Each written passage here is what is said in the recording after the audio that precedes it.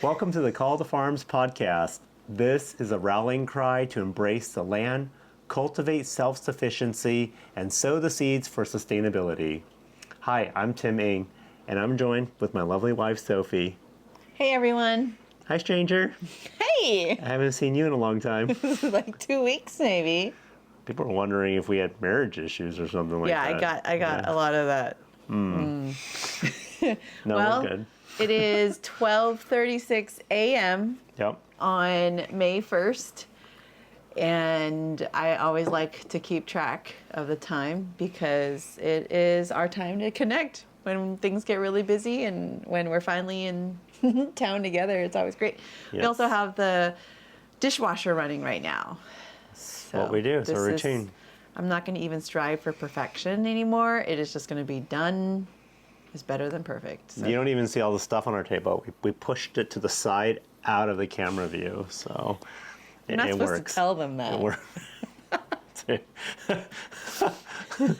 We're so tight, we don't even have another room to put it all in. We just slide it to the end of the table so you don't see it.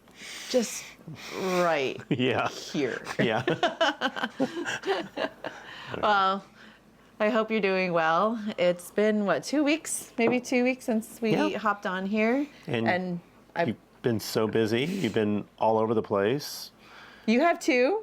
I have been. But let's talk about you first. Let's talk about the Women's Society Homestead Conference that you just came from, right? Well, yeah, that was this last weekend. But 2 weeks ago, I was at the Sandor Katz's fermentation residency program, which was really incredible. If you haven't heard of Sandor Katz before, you definitely should. He is the fermentation revivalist who has been talking about the power of fermentation and bringing back all of the different cultures and how we had fermented before and how we were able to use fermentation as a way to preserve the harvest over an extended period of time. Not only that, but to use the microbiology behind how these microorganisms in our food are actually creating probiotics for us in a much more sustainable way and a healthier way than we're able to find with supplements today. I can go on and on about this, but the important thing that I really wanted to take out of this residency program, which is basically a hands-on internship training, was how to use fermentation, notably Asian fermentation, like using koji, Chinese yeast balls, the traditional methods of fermentation to enhance the flavors and to create a no-waste kitchen as well, which is really exciting for me because I also follow Michelin star and the ratings for that. And there's this concept of now you can not just only be a Michelin star rated restaurant, but there's also a criteria for how green you are for whatever that means and how we feel about it. But all to say is now there's you can have a 1 or 2 or 3 green star for Michelin rated, but in order to be the highest ranking for a Michelin rated restaurant, you have to be as sustainable as possible and to use zero waste.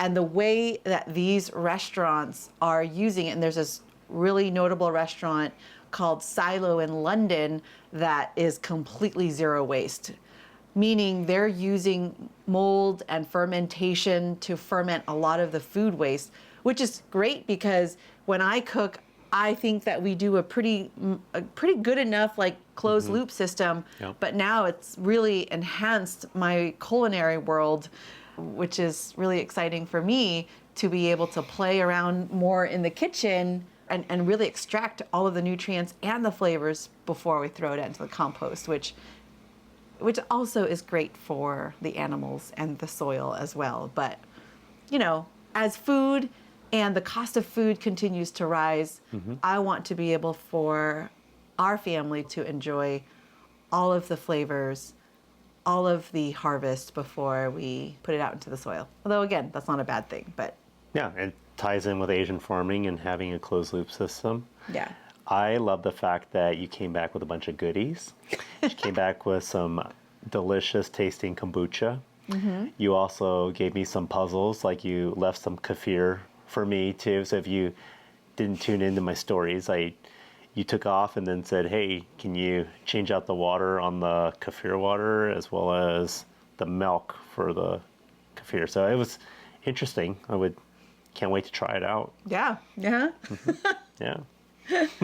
Yeah. So that was because I did a quick last minute trip out to the Women's Homesteading Society this past weekend.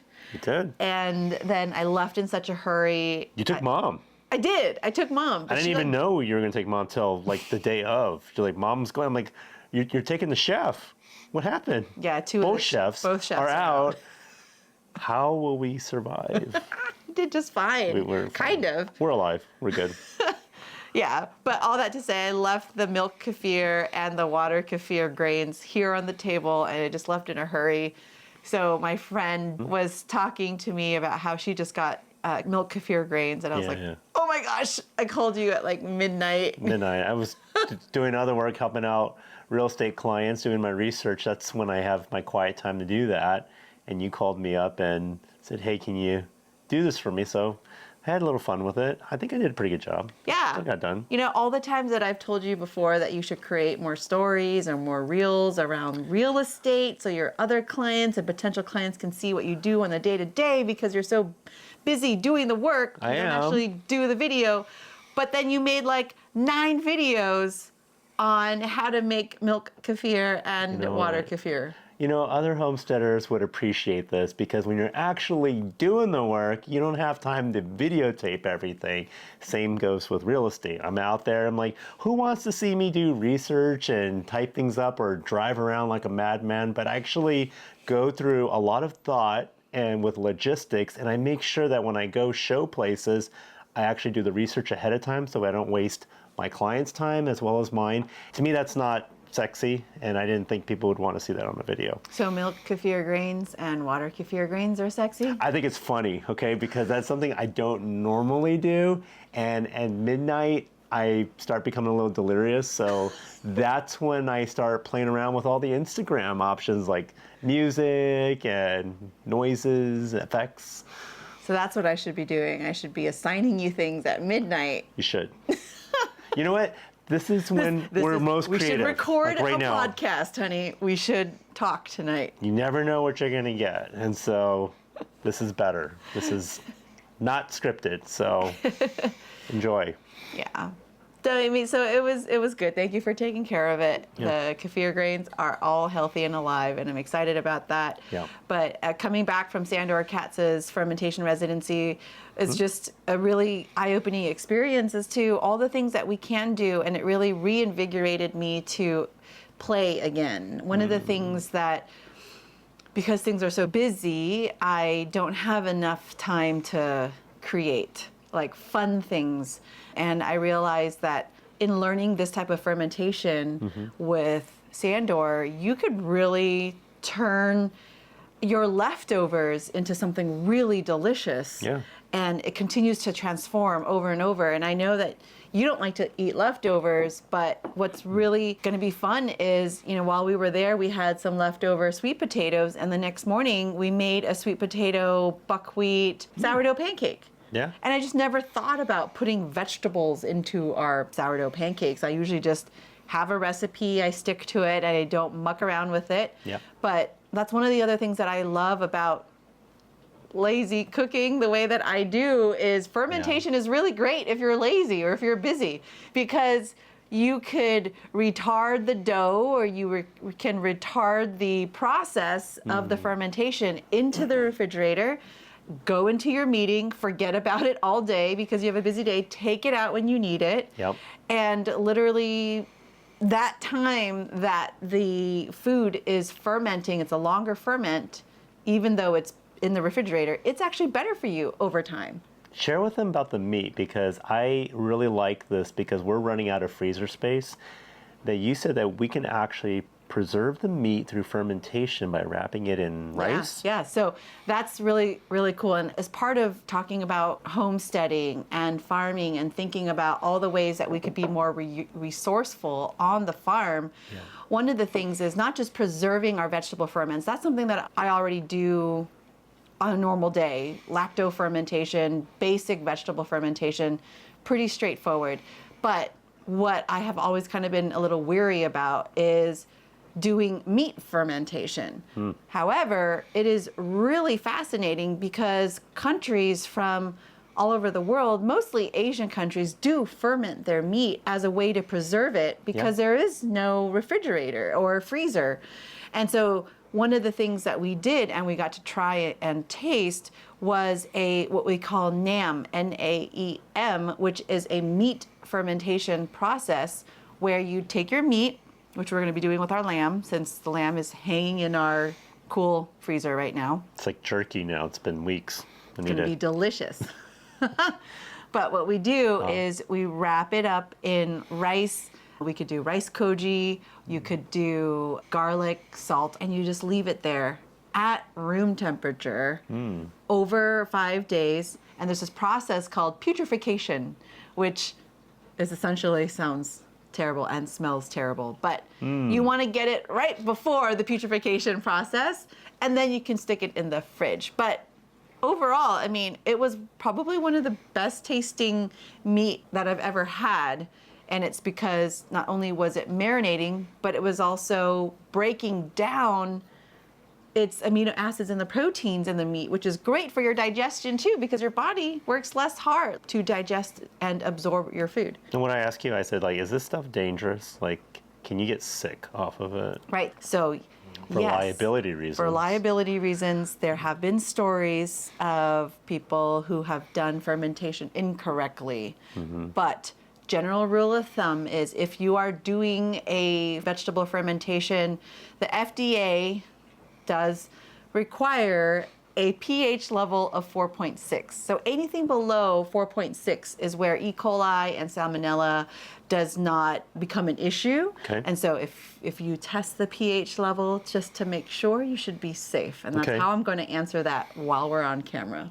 That's why I was like worried about canning, because what was that called? Botulism. Botulism.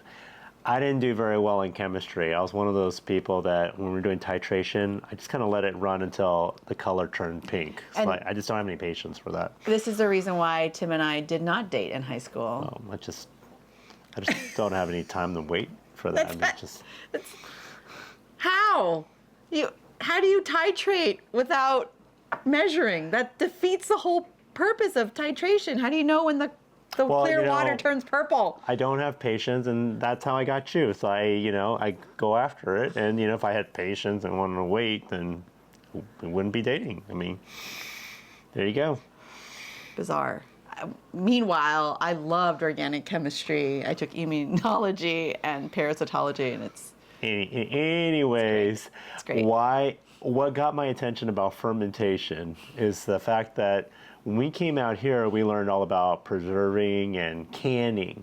But did you know when you boil all that, you're cooking all the nutrients out of it, whereas fermenting it, right, you told me it just gets better with age. Yeah, It's like liquor. Absolutely. It's better for you, even if you started with making sauerkraut. Now, I love kimchi. The family loves kimchi. The children love kimchi. And I had a question come in, does kimchi have to be spicy? No, it doesn't have to be spicy. So the children love a non-spicy version of kimchi that I make. They love it. We always have something fermented with all of our meals, whether it's breakfast with the yogurt, or we could do breakfast meat with eggs. I always throw a little bit of sauerkraut in. The children love it. Same thing with lunch and dinner. There's always something fermented on the table. And that's one of the things that I loved about being together with other fermentation foodies from all over the world. There was a woman who was there that flew in from Pakistan. Wow. And it was really fascinating because she was sharing what they do in their culture.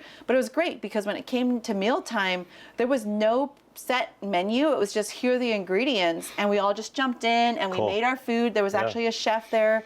He's now a good friend of mine, Harrison. He works at Cafe Rose if you're in the Nashville area, which Mom and I did check out while we were there this last weekend. Phenomenal food. He is legit, the real deal. He makes his own kombucha for the restaurant with a rose hibiscus. Highly recommend it.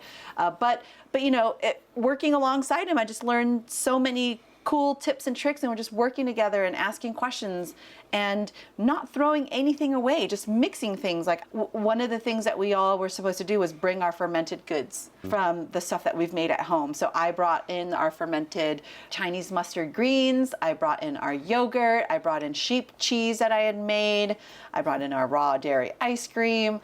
And to me, I feel like that's just like elementary level, right? And it really was, because here I was with other fermentation foodies who have been doing this for years, and they have a whole incubator. They were using koji spores and making rice wine, rice vinegar, garum. I mean, Harrison made and let us try a beef tongue garum, which is literally fermented beef tongue using koji spores to make a soy sauce. And it tasted really good. So here I am with my wheels spinning thinking, oh my gosh, instead of, like, I have a beef tongue recipe in our cookbook, but now what else can we do to ferment it and extract not only the flavors, which is what he's used to doing because he's a chef, but for me, I'm thinking, all right, not just the flavors, but I get to use my beef tongue. What other animal parts can I use to make these really cool soy sauce or shoyu? And it's obviously not, so I don't want to say that incorrectly,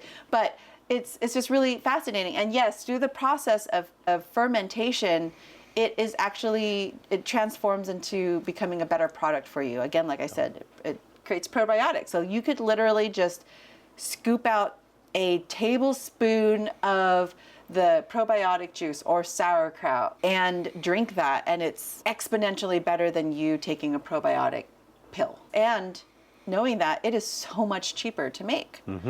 So I could talk on and on about that, but I know there are other things that... Well, how many people were at this event? There were 13 people at the event, and it's a very selective program. You had to apply, right? You have to apply for the program. He doesn't just accept everybody.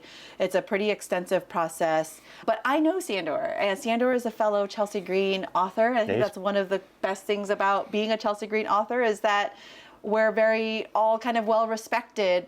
Definitely Sandor is in his space and in his niche. And to be able to have access to someone who knows their craft so well, to be able to cook next to them, ferment next to them, ask them questions, I mean, that's so invaluable. And I'm so excited to be able to take all these learnings and start recording some videos and sharing some of this knowledge. He's a pretty cool cat, and he's a fermentation guru. And our family, he gave us a private tour of his place, as well as we did a kimchi demo as well at his place. So it was very special. Yeah. And that video is on YouTube, so you can catch that there. Yeah. But yeah, it was very special. And he's just so sweet, and so are his friends. And just down to earth. Just down to earth. That's great. Very real. Yeah. And very supportive. And very open. Yeah. You sometimes you meet people who know so much, and then you pay for these things, or you go to these things, and then they are very guarded, or they want to upsell you on something else, and that can be a really huge turnoff for me. Sure. But so it was really great, and I'm excited to be able to share this. And honestly, it for me is, I've always wanted to go to Asia. You and I both have not been. We've been to other countries around the world, but just not to Asia. And I mean, I've wanted to do a tour to all of these indigenous places, because one of the reasons why I wrote the Nourishing Asian Kitchen cookbook was because Dr. Weston A. Price did not go to Asia. He went to other indigenous cultures around the world, but did not consider Asia, and in particular China and Japan at that time, to be indigenous, because they were already importing goods from Britain. And so because of that, there's a huge missing gap in the Nourishing Traditions book, written by Sally Fallon, and the work of Dr. Weston A. Price, where I've been trying to figure this out for the last 12 years, and starting with our sauces. And so this is really just kind of come around full circle 13 years later. This is a huge year of learning and sharing for me. And I had no idea at all that this cookbook would be the catalyst to make all of this happen.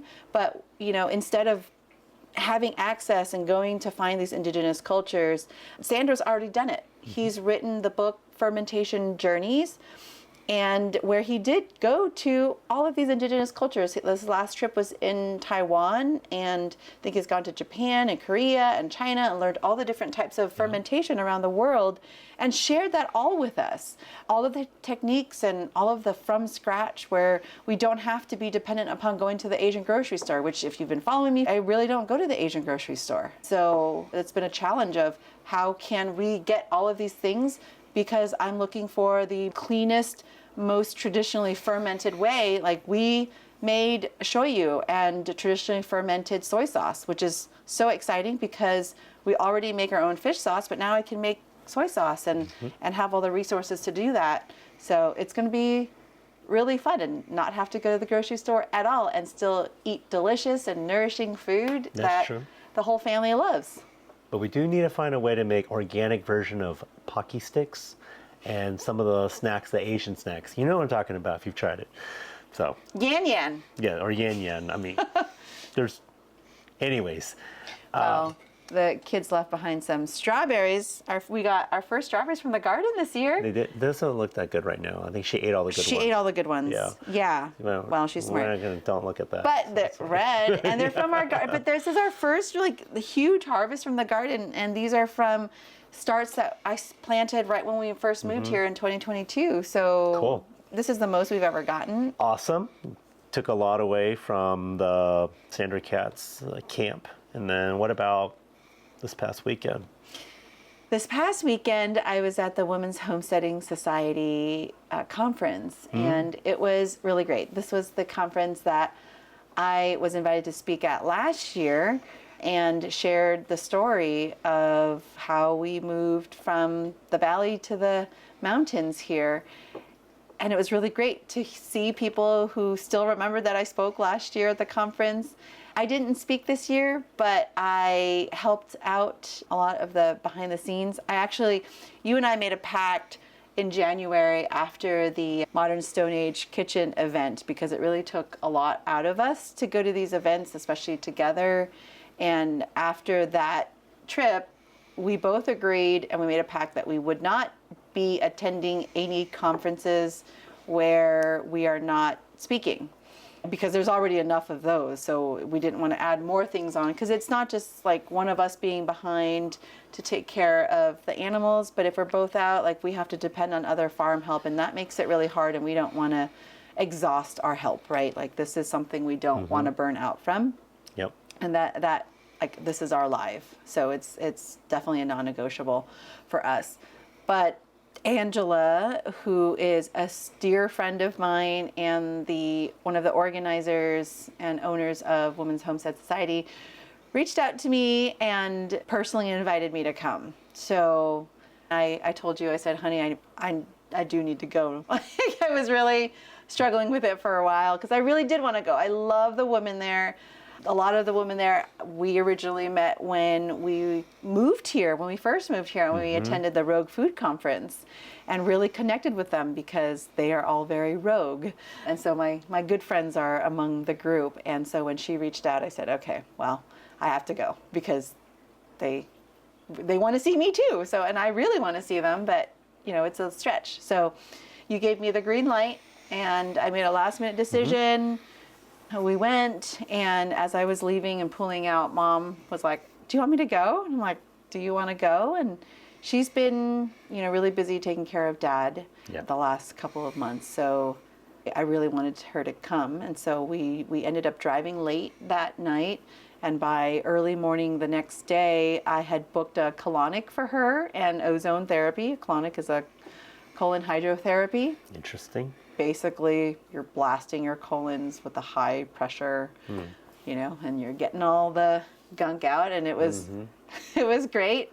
I had a good friend, Aaliyah, come with me, and I did it, and it was just really good. I think we all agreed that we felt lighter afterwards, and inflammation went down, and it was just good to take care of Mom. That we don't have a lot of those resources out here in East Tennessee.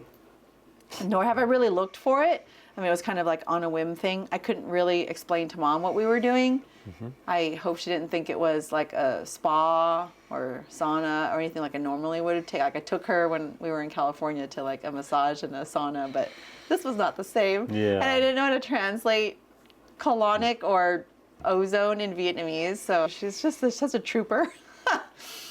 But in any case, yeah, I helped out with the speakers dinner and got to see the speakers and our good friends. And then after that, it was Friday. I missed out on a lot of it because I'm still working until end of day. So I didn't get there till the end. And then Saturday was just a ton of fun seeing everybody and catching up with people. I still don't have enough time. I feel like there were people there that I missed on Friday that I didn't see on Saturday. I was hoping to see them on Saturday. But overall, I think what was great is just seeing a lot of really good women, like wholesome women, and not all of them were speakers. They're the ones that are playing supportive roles in the background, and and it was nice because I got to play that role for the organizers and some of the speakers too. I mean, I brought our yogurt, I brought our butter, I brought sourdough bread, I brought some sourdough cinnamon rolls, and I got to share that with everyone. And that was really good because I forget, like during Farm Where You Live, that conference, like a month ago, we forgot about food. I completely forgot about feeding us because we were both speaking and we were more preoccupied around, the presentation versus the food. And thank God that we had our friend Marie and Ken and Mary, who left halfway, went back to the Airbnb, came back, and I was just so busy with everything.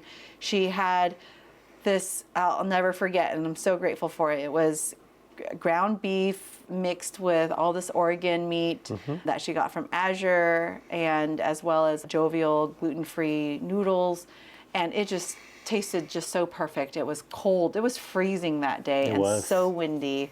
And we were just so hungry grateful. They're angels. But yeah, so being able to play that role and support the organizers while they were so busy was just something so great. But one of the best things was being in an Airbnb with some of my best friends, and we just had a blast talking. I mean, I felt like we were in college again. We were sharing stories and crying and praying over another, and also just looking at really ridiculous Instagram reels and just laughing so hard till we cried. Well, I'm glad you got a chance to go. Yeah. I'm glad that you didn't have to worry about doing speeches, but just having fun and just playing that supporting role and just relaxing. So I'm glad you got your rest. Yeah, I'm really glad. One of the things that I have noticed, and one of the conversations that was brought up in this last conference together where we were discussing the challenges in the age of AI and influencer marketing, there's a lot of inflated numbers, right? You can learn an algorithm, you can train an algorithm, you can train AI. One day, AI is going to be the influencers on Instagram, on TikTok, and all of these social networks. So you're not really going to even need human influencers because there's going to be AI influencers doing it for you. This is something that is a huge concern for me and a lot of us who are actually doing the work in homesteading and in farming and speaking out about it, is that we're noticing that there are a lot of people in the industry, or in this space rather, homesteading, who have grown large accounts, but only because they have figured out an algorithm. Now, does that mean that they are not qualified to speak on homesteading or the topics around it? That's really something that we're having to really get discernment over. But in this space, a lot of people have figured out that this is a marketable and profitable space to talk, like marketing to people who want to be homesteaders, marketing to people who want to farm, and then every now and then showing that they milk a cow. But it's just really concerning for me because I've seen behind the scenes now and spent time with some influencers in this space who really should not be talking about homesteading at all. I think one of the key things to watch out for is, how is their family life? That is the number one thing. We try to show little bits of in pieces every now and then, and it's really hard to tell on social media because people are only showing the good parts of it. But I wish that I had spent more time really looking into how people live their lives. I'm not one to consume a lot of content. We just don't have a lot of time, especially now being content creators ourselves and also doing the work every day while still working and homeschooling our children and learning a lot of things and going to these events. It's a lot of time. Like, again, we're now looking at like 1:10 in the morning as we are recording this. So it takes a lot of time. So my error was not doing enough of the work ahead of time to really look into how certain people were living their lives versus how they're marketing. That's one of the things that in this experience, just learning personalities is a really huge thing, and people who have integrity is something that we stand really strong behind. That this is not our first business and not our only business. We've started businesses when we were 26 when we first got married in 2008. And so we've been working together for a really long time and have gone through a lot of bumps and bruises together. But it's something that we stand for, you being a West Point grad too, and my writing a cookbook and being a published author.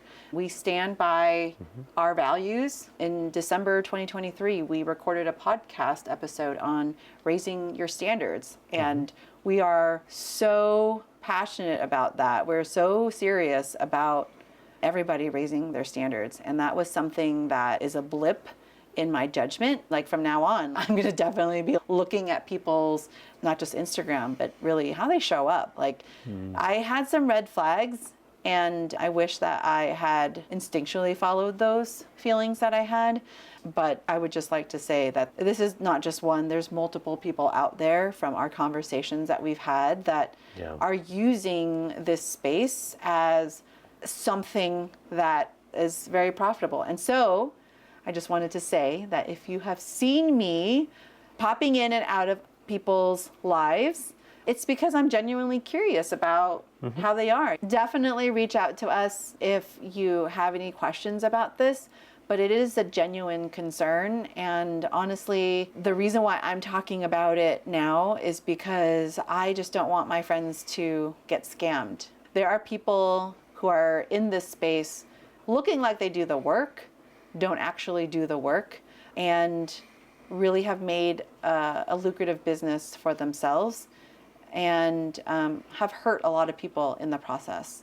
Be cautious of who you're watching online and question all things. Challenge it. How they live their lives, how they're talking. Are they givers? Like that's something that you and I talked about in December. Like, where are the givers? That's who we want to be with. Yeah. This is a hard conversation for me to talk about, but it's something that I do feel like I need to talk about because there are some not so nice people out there who are in it for the money and present in a way where they are very manipulative. Yeah, it's really concerning in terms of authenticity of what is being put out there. There are a lot of people, like what Joel says, the tsunami of homesteaders that want to get into homesteading, and they're looking at these influencers. And I want to make a note here that if you're homesteading and you're making money and it's a lucrative business, more power to you. We're totally behind that. You're doing the work, you're doing it day in and day out. Why not make a profit? That's fine. It's just a matter of, are you just doing a little bit of it to show it, but behind the scenes, you're really not doing it?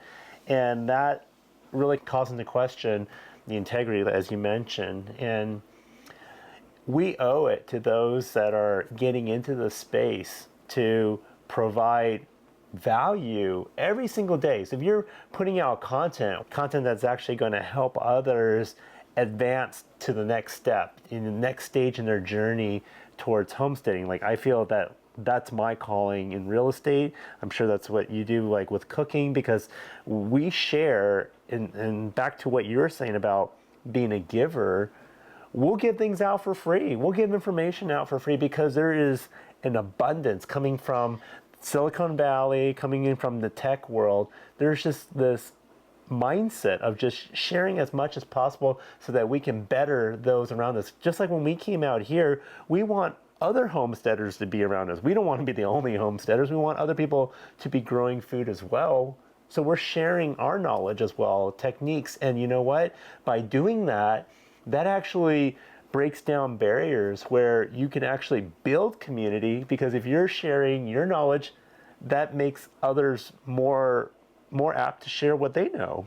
Yeah, that's really great. And one of the things that in a few podcast episodes before I was talking about, I had started womeningrowth.com years ago, back in 2017, was because there are not a lot of women out there who are talking about growth marketing in particular.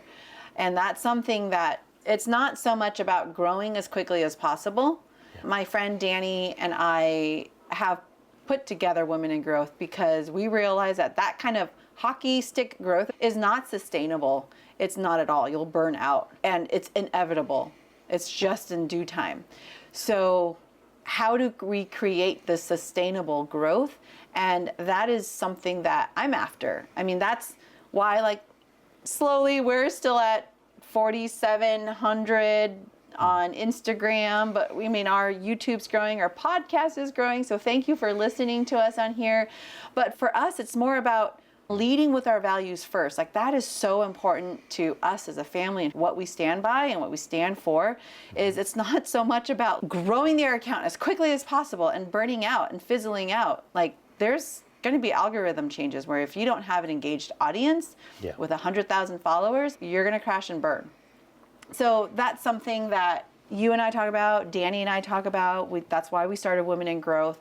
There's women that have reached out to us that have said that they are really struggling with figuring out what to do in the next phase, especially as this is a year of the recession.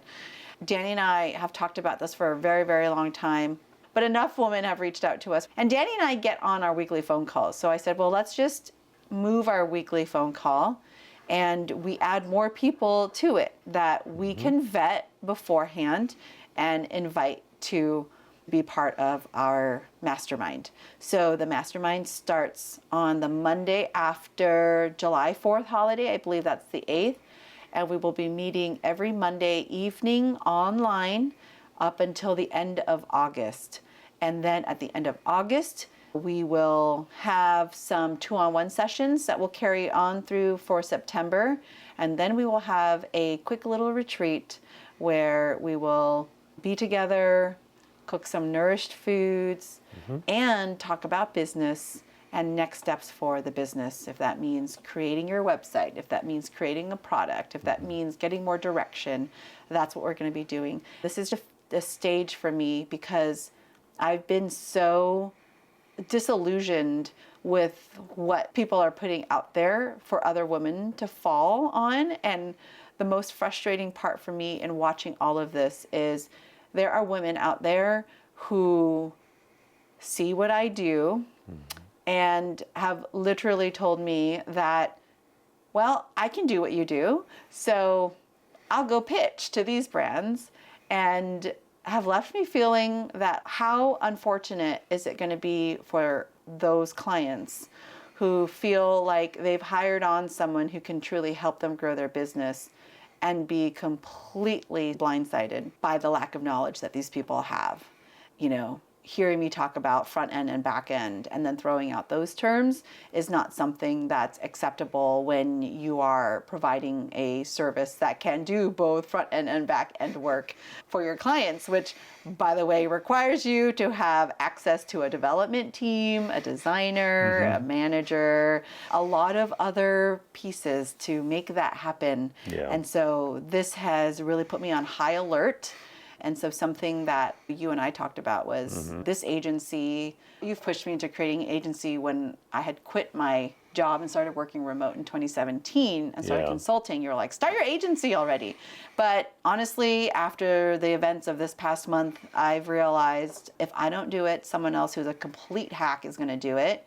And so I would be doing the world a disservice by not offering this to select women. So I'm grateful for the experience that I went through because it has really kicked my butt into gear into loving my community of women and providing something that I know I will provide and at a level that no one else can because of all of the experience that I've brought from the tech world and into this world of homesteading and working with so many women in business and creating so many businesses myself that have all been profitable, including an article written by Clearbit, a great respectable company that wrote an article about me and documenting my unconventional journey through leadership and into executive roles.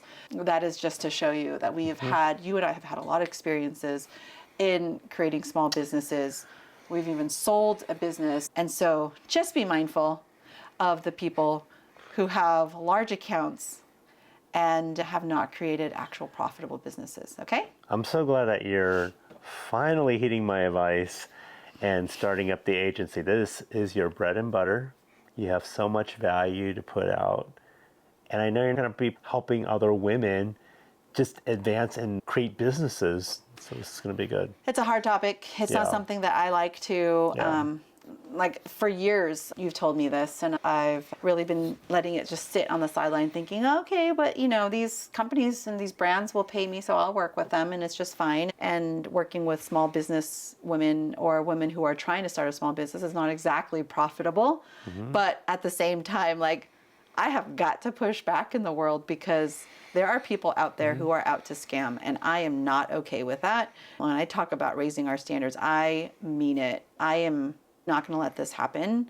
This is it. This is, for me, a kick in the butt to get the gears going. And it's happening. And I really invite you, if you are someone who's listening, it is for women only, because I think there are specific challenges that is unique to being a woman in this space, starting a business, being in an executive role, two seemingly different things, but we deal with a lot of the similar emotions that go around it. And then being super busy with children and starting a farm and trying to find that balance in it all. And so what does that balance look like? And so I really do want to go deeper and get to know these women. And if you are one of them who would be interested in something like this, we've had a form on womeningrowth.com. So you can fill out to be a part of our application process. So just fill out the application there. Danny and I are going to be vetting through. Since 2017, since we started the website, we have over 150 applicants. She's going to help me out and go through a lot of the list. And we're just going to go through, and we have a list of criteria, and understanding values is really important. So we are going to be asking you about your values, because that is one of our top qualities that we do look for is similar values. So that, and then we'll be contacting you in May, June timeframe to let you know that July will be when we'll be kicking off our weekly calls. It'll be about 8 calls till we get to the end of August, and it'll be really exciting. This is going to be our first cohort of many. So we invite you to go check out. Again, it's womeningrowth.com. Awesome. Check it out. Okay, honey. So what are you up to? Oh, you know, just homemaking and stuff. No, you follow my stories. I try to have a little bit of fun with it. But I've been making butter, making ice cream. We have an abundance of milk, and doing the farm thing. I actually finally got to the fencing and reached out to one of my buddies. He volunteered to come over, and we put the fence up so that way we can save half of the pasture. So that way we can do some rotational grazing. I was really pleased with that. That is something that I put off for about 6 months now, and paid for it, literally paid for it. In the wintertime, we had to buy more hay because we had more livestock, and I didn't do the math. And I'm like, oh, I need more hay now because I kind of let them roam out there. So something that I won't repeat that mistake again. And so, anyways, very productive. I've also been really busy with real estate clients. This week alone, I have clients coming in from California. Earlier this week, we had retired law enforcement officers come out here. They are relocating to Tennessee, and funny fact, they said that a lot of their cohorts who retire from law enforcement in California, they move to Tennessee. So take it for what you will. I'm pretty sure it's not just because of the tax benefits here. I also have a couple more clients that are coming in at the end of this week from California. And it's interesting because he's a master plumber, and he was telling me that he has some insight for California legislation that's coming down the pipe, right? Okay. Pun intended. I love those. That they are going to require California homeowners to do some mandatory updates to keep the homes green. So just like what you're talking about green, I only know Army green, so I don't take that for what you will. I have Californians coming out here. I've been taking a lot of calls. Actually, this week alone, there's been a lot of calls from Florida. I don't know what's going on because I don't watch the news really.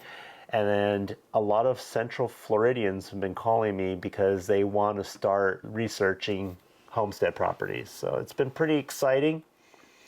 The weather's warmed up. This is what I think in Tennessee we call it the third or fourth spring because... Oh, blackberry winter. Someone told me today. Blackberry winter? Because it gets warm and then all of a sudden it gets really cold and then it's like, is this really spring now? Absolutely beautiful to come out and visit Tennessee. And I encourage anyone who's thinking about homesteading and relocating to Tennessee, actually come out and do your recon. Check it out. Don't just shop online because you want to be able to spend time in the communities to see if you vibe with the different ones out here.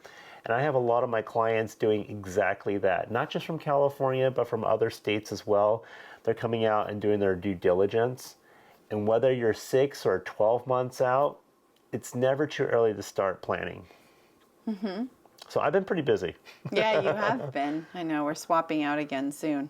Yes. Okay, well, at the end of this month, I will be headed out to speak and do a demo at the Hack Your Health conference by KetoCon. I'll be there with some really good friends. Chef Barry from Pluck will be there, and that will be in Austin, Texas, and that's the last weekend in May.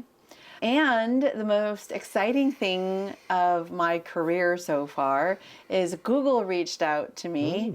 And I will be flying out to be speaking at Google headquarters in Sunnyvale. And that will be June, which is coming up so soon. And it's a beautiful story because this is actually where I had heard Joel Salatin speak for the first time at Google headquarters. And that was 13 years ago. It's going full circle now. Full circle, yep. Yeah. So I'll be working with them as well on their farm to table kitchen program, which is going to be great. I think Joel, when he was there 13 years ago, he was really challenging them on creating a sustainable kitchen system where they weren't just tossing their trash and putting it in the dumpsters. So this will be great because I will be a part of that and seeing where they're at 13 years later and how I can help them improve.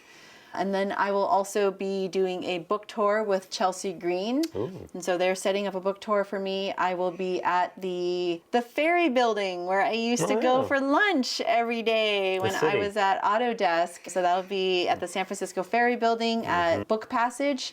I'll be at the Ecology Center in Berkeley. Perfect. I'll also have my Bay Area crew with me. So that will be a lot of fun. We'll be able to catch up again. It's been 2 years since I've seen everybody.